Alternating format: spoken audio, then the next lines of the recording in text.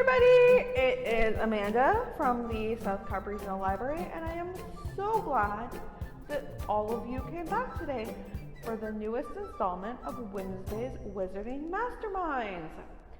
I know Thanksgiving is coming up and fall is in full swing, so today we are going to look at a really fun little activity that you can do where you can differentiate and break down the different colors that result when the leaves change color in the fall, and talk a little bit about why that is.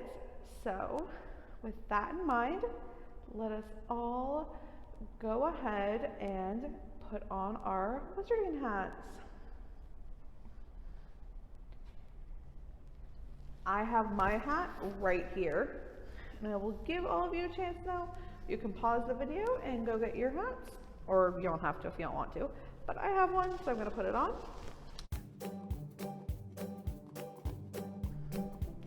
All right, I have my hat on, so let's go ahead and get started.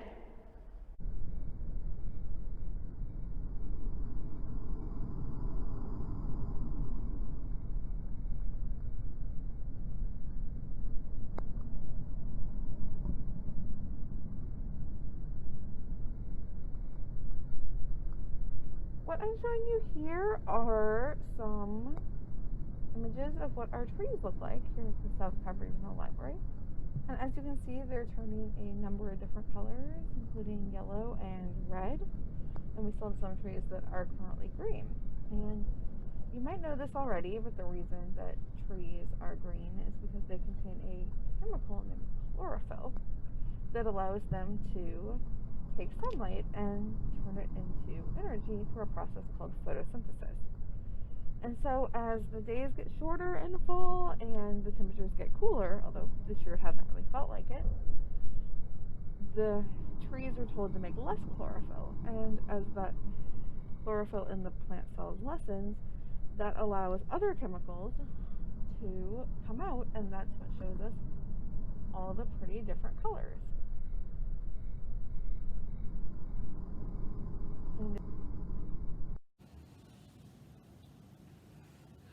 Okay, everybody, I have gathered all the supplies that we will need right here. Let me go ahead and show you what you will need. You will need leaves and rubbing alcohol. You will also need something to put your mixture in that you'll need to be able to seal and cover. And I've just covered mine with a little bit of plastic wrap, and we can take that off and put it right back on in a few minutes. You'll also want a bowl that you can put your container in like this, some hot water, and lastly you'll want a coffee filter.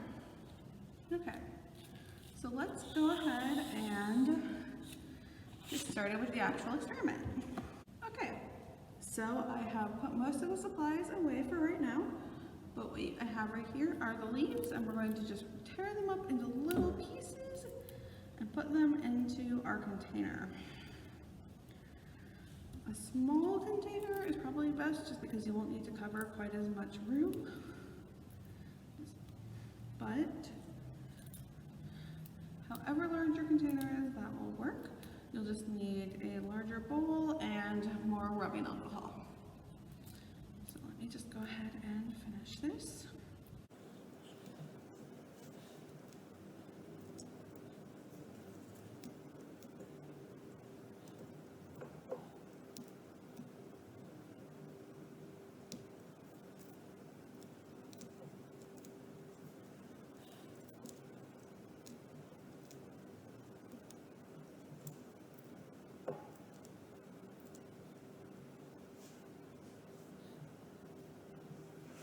I have now ripped up all of my leaves, and you'll see that they're covering the bottom of the container. And what I'm going to do now is pour enough rubbing alcohol in there that it completely covers all of the leaves. And so you sort of see right there that it's completely covered up. Now you're going to stir it up and squish it up. You can use a fork if you need to do that, or you can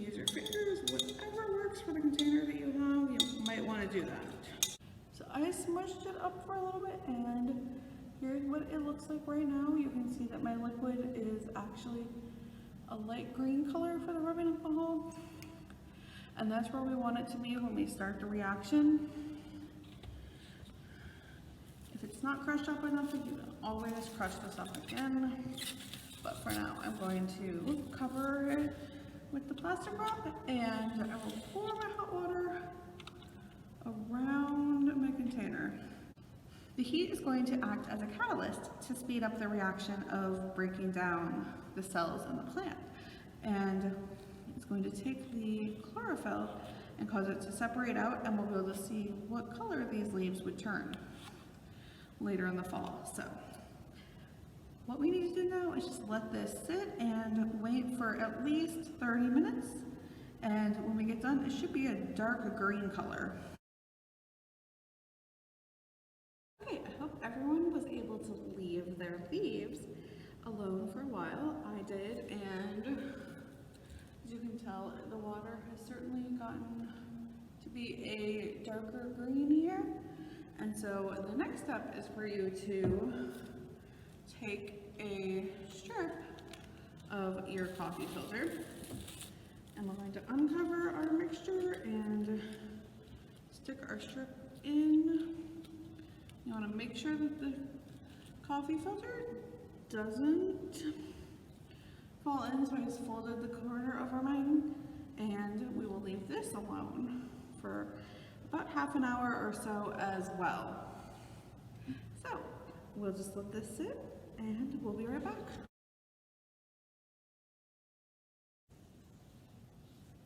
So I have let this sit for a while. It actually waited quite longer than the 30 minutes that I suggested it, and you can see that the liquid has gotten to be really kind of a dark green soupy texture down there. So I am going to take out my paper, and you can sort of see some lines going across there, and I'm going to lay it on top of this white paper so that I can really get the colors and can see those. So what you'll see here is that we have some green, and there's a little bit of yellow. I'm not sure how well you can see that on the camera, but there's some yellow and green, and way up here at the top there is some brown. And so what this is showing are the colors that the leaves would turn as the chlorophyll fades out and the leaves fall out in the fall. So if you try this with different leaves, you will get different colors and different amounts of colors.